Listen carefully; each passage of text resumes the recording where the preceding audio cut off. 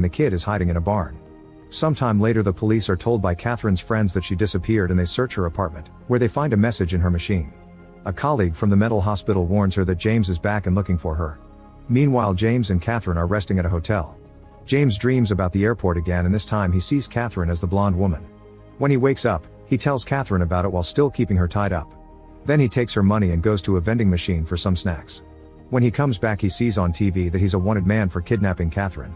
The duo immediately returns to the road and James reviews his notes on the 12 monkeys, explaining they have the original virus.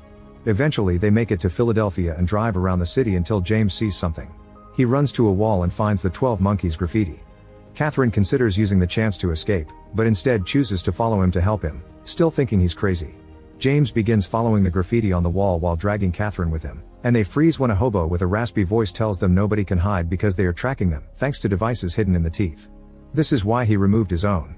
They ignore him and keep following the graffiti, entering an abandoned theater. The place has become a hideout for the homeless and two crazy men immediately attack them.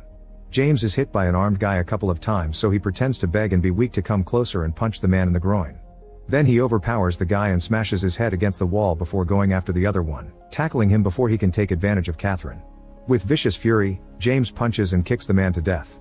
After taking the hobo's gun, the duo runs out of the building and James recognizes a pig statue from the pictures shown by the scientists.